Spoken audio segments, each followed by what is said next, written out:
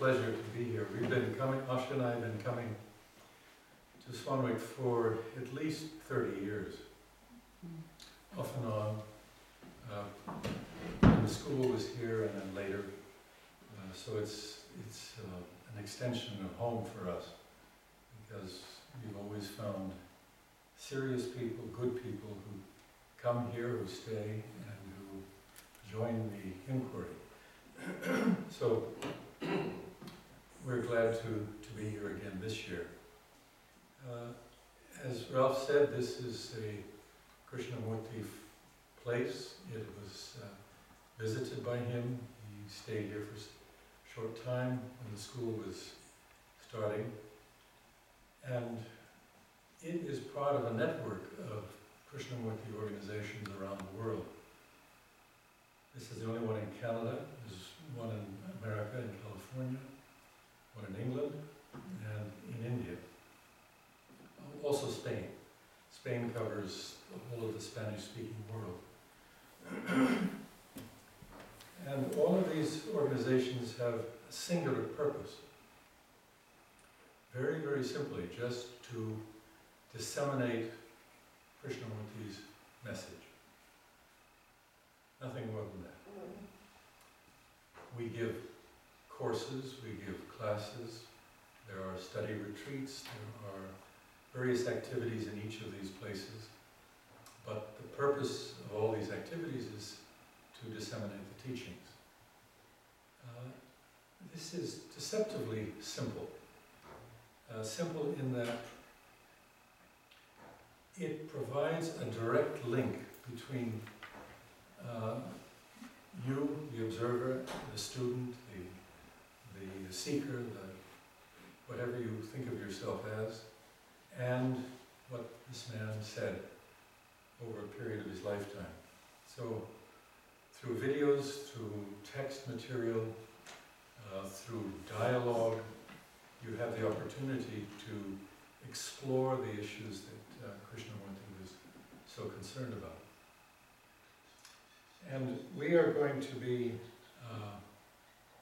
here this weekend in retreat.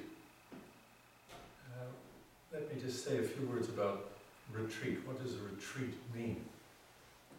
Why do we go into a retreat?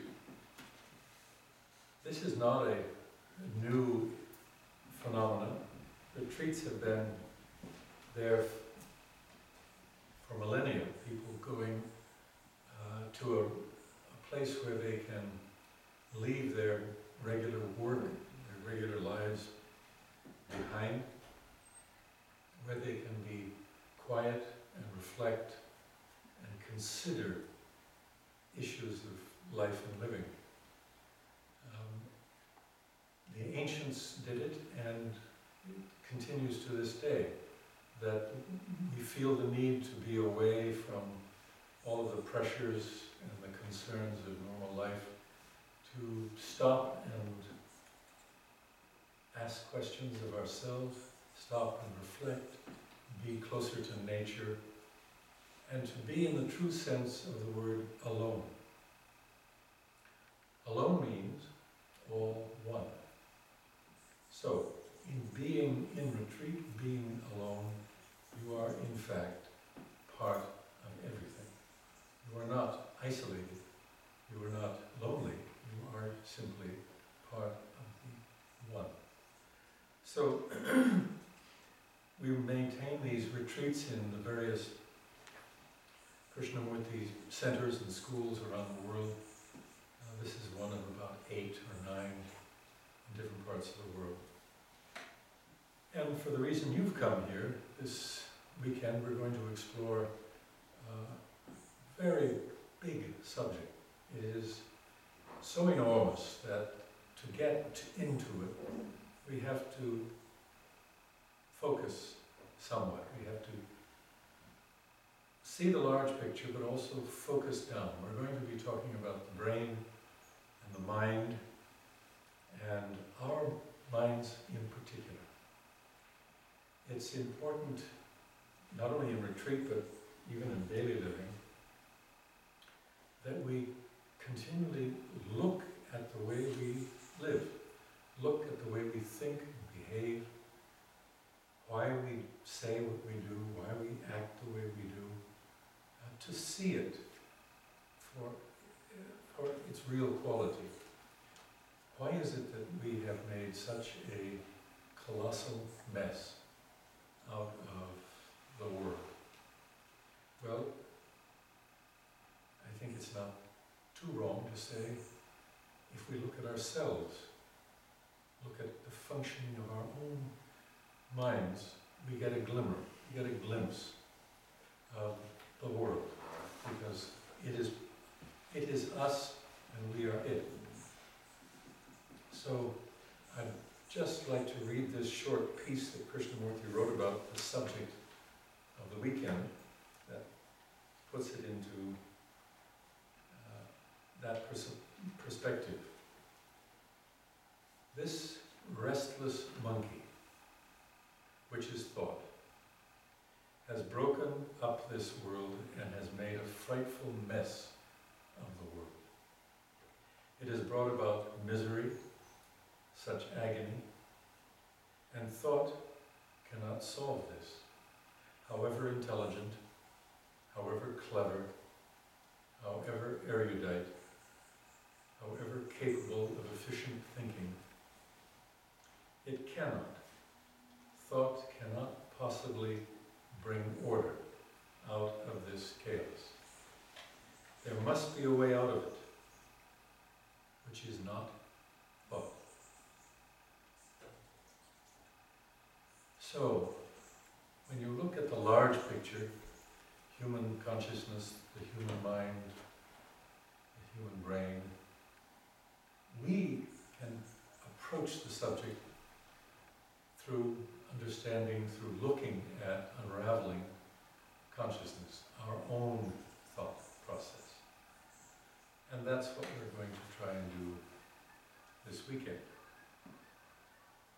It's a daunting task, and perhaps you've come with some expectations of what you're going to get from the weekend. And I would just suggest that you drop those expectations, see them for what they are, to drop them, because you just don't know what is going to happen to you, each one of you. You can't anticipate in advance what may happen. Because we're going to be looking together at the whole issue, brain, mind, thought, consciousness, but we're going to look at it from our own perspective, to see ourselves as we are. And so expectations can get in the way if you're thinking that something is going to happen to you or to the group. We just don't know what is going to happen. These are delicate subjects. These are large issues, but there's an element of delicacy, there's an element of almost the esoteric, because they are so subtle. They are so, in some ways, hidden. They're not obvious. And in a retreat, we can take the time, we have the energy to begin to look at what is subtle. I think we live with the gross most of the time. We live with our gross thoughts, our gross actions. So to approach the subtle, it takes a different state of mind. And hopefully tonight we can begin to create a different state of mind for us to approach these subjects.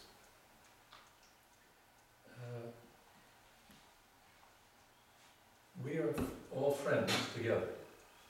We may not know each other, but we don't have anything to fear from each other. We are all here for the same activity. And so, with this, in the spirit of friendship, in the spirit of not having defenses, not having expectations, we can explore. We do have a schedule. I think most of you have a copy of it. It's fairly clear. We are going to add a short video tonight at the end of these. Video? Well, we're going to convert what was to be a video into an audio, because the quality of the video is so poor that I'm sure you'll get a headache if you try to watch it. And then on Saturday we have another video, and Sunday another video. If you have any questions about the schedule, the program, we can address them, or Ralph can address them. The meals will all be served in the dining room, which is just behind us. And hopefully you will take the opportunity in the morning after breakfast to really retire. Retire to some place quiet, wherever that may be. This is a large property. You can go anywhere, or you could even stay in your room. But retire and just be quiet and see what happens. There's nothing formal, there's nothing organized. We don't teach meditation, but in the quiet, in the silence, you will be silent. So are there any questions so far?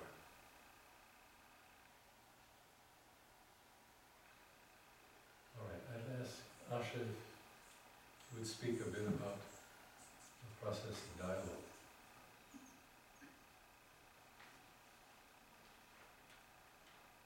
I think Mark touched on it a little bit.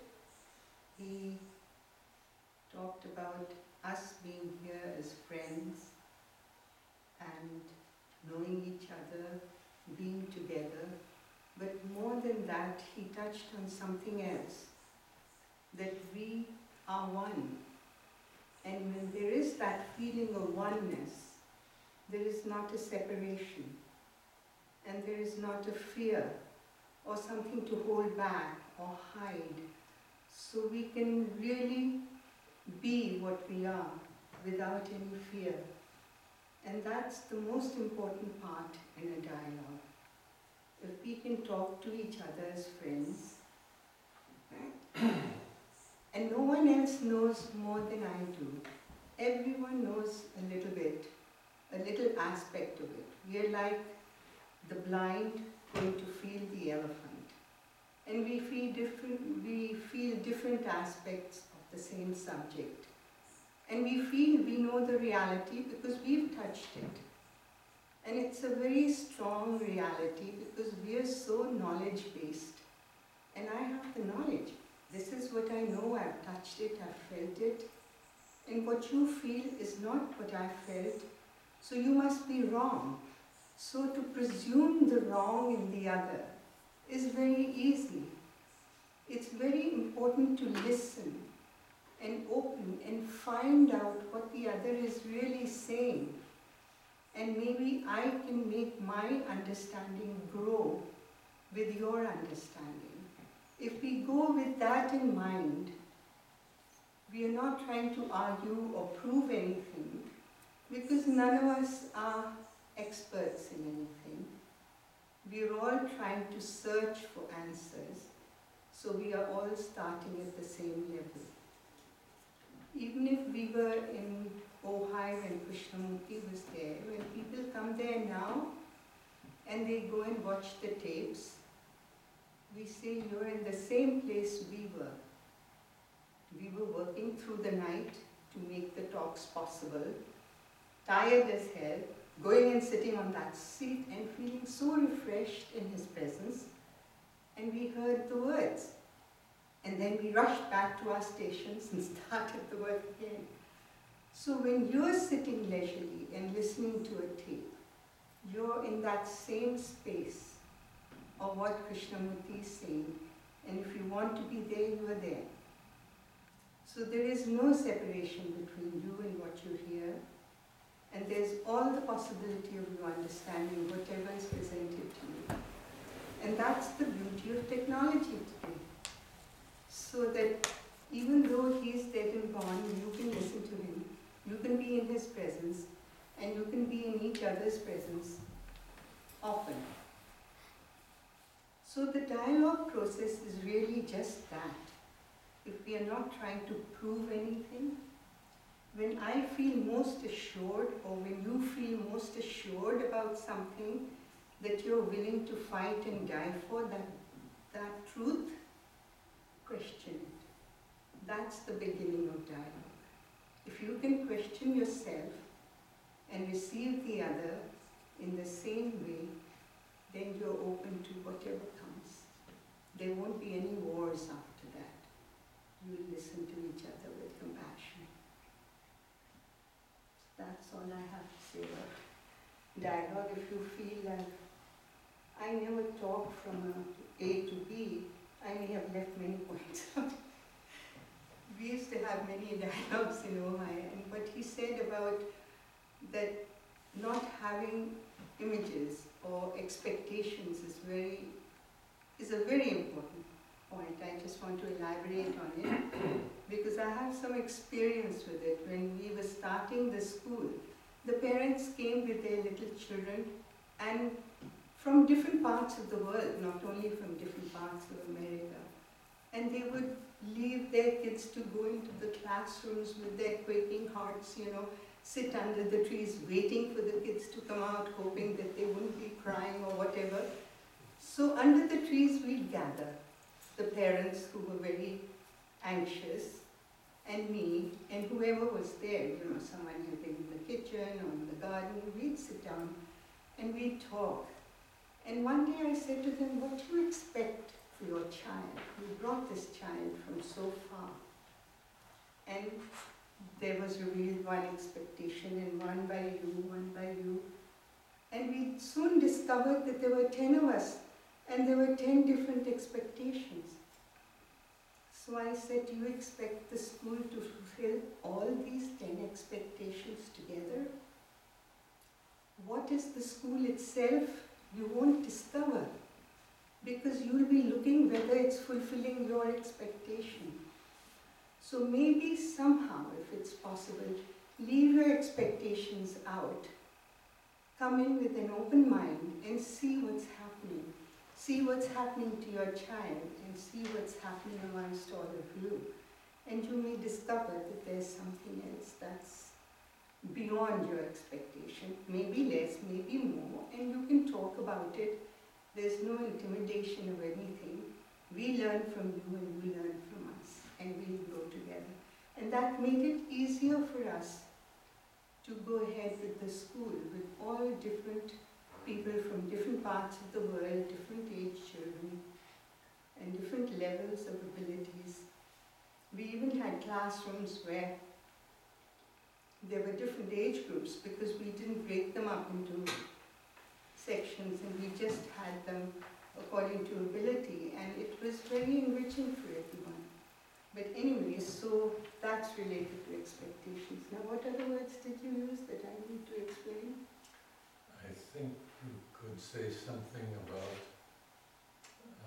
quality of listening.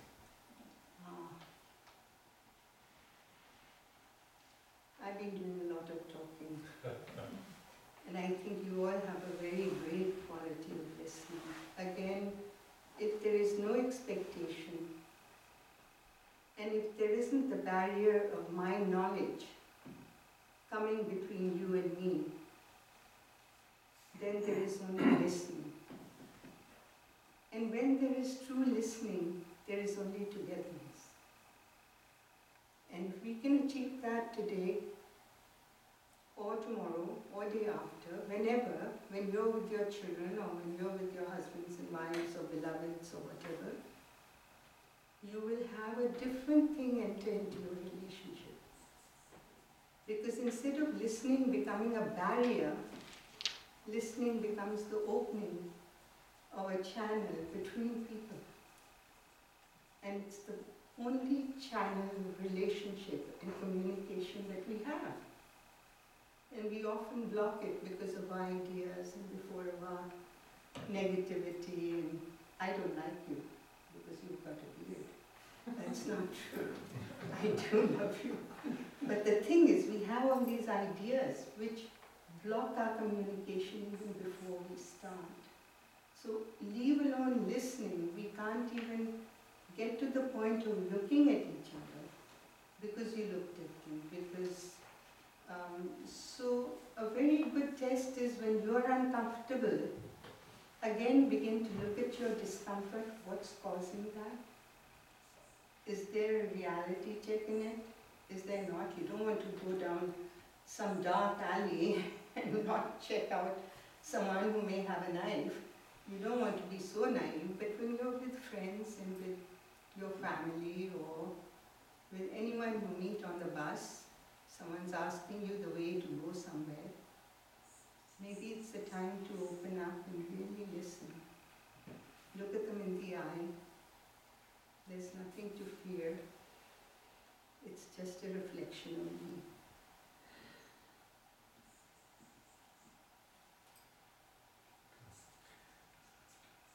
Any questions about process of dialogue? So, Joseph, could you talk, Joseph, about how we're going to get into this huge issue? I have a quibble with you about this huge, enormous thing you try and put on us.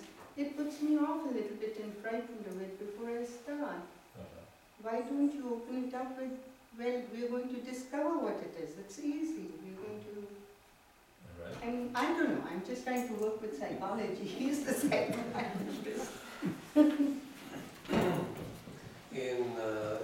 As you know yourself, in psychology, psychotherapy, which is kind of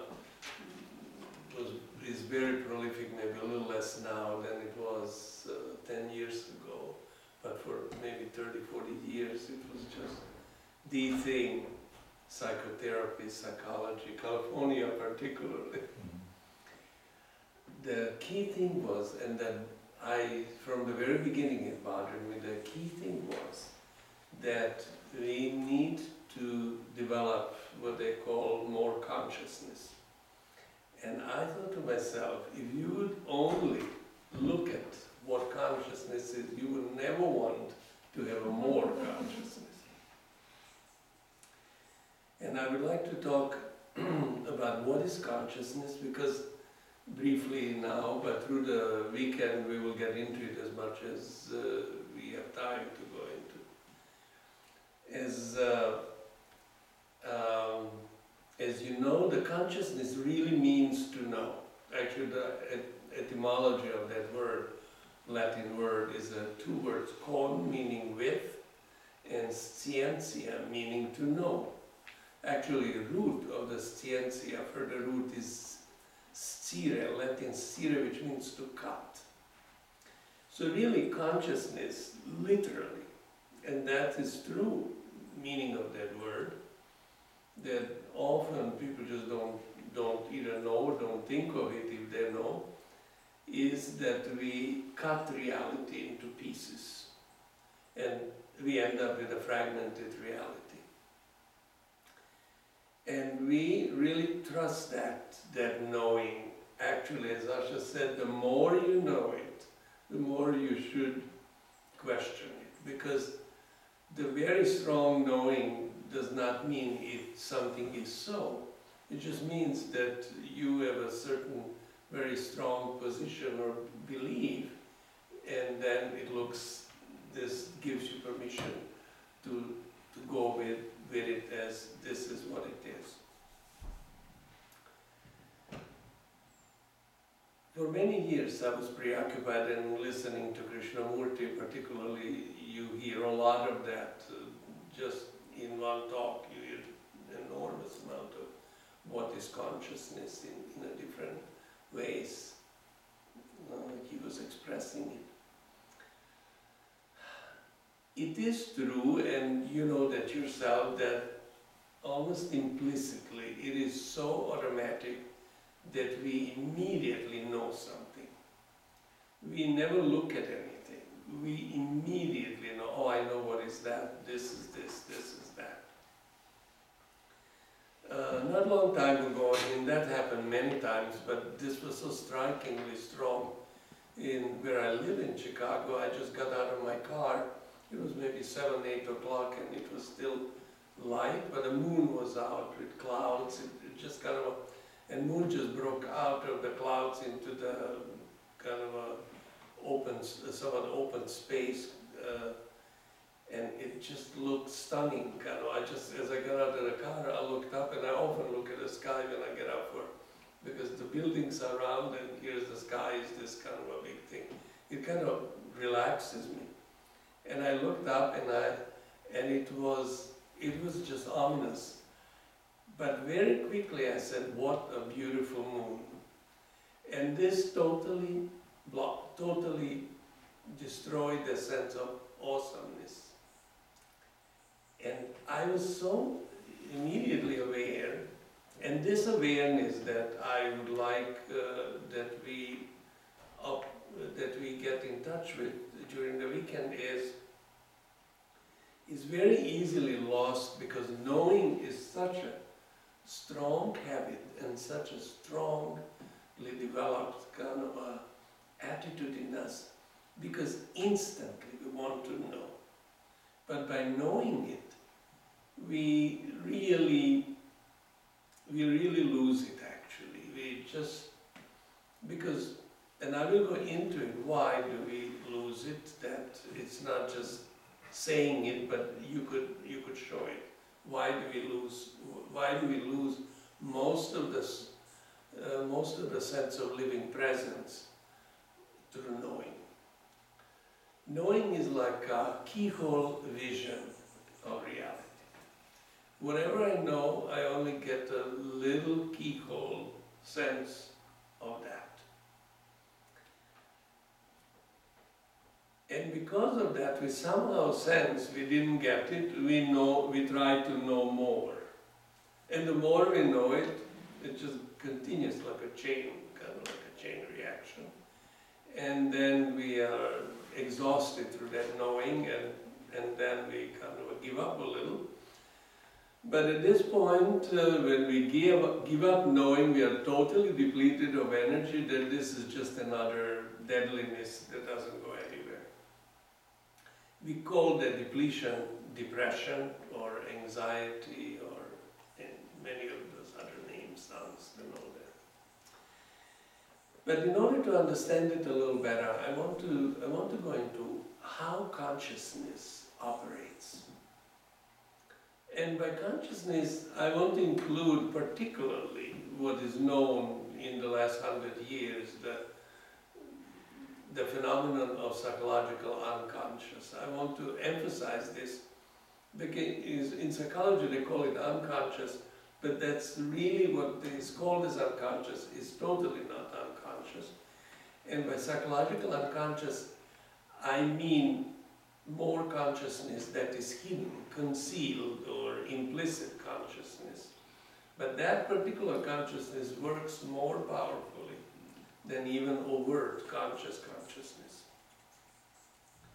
So when I want to talk about the totality of consciousness, the concealed one and overt one, we could relatively easily drop the overt one. But a concealed one is, we are not even aware of it, so it just operates unobstructively and creates a lot of problems. Actually, in that sense, psychotherapy is correct that we have to work on our unconscious and bring it into the foreground and understand not only conscious consciousness, but also particularly unconscious consciousness. Of course, this was done through interpretations, which is really through more consciousness, more knowing.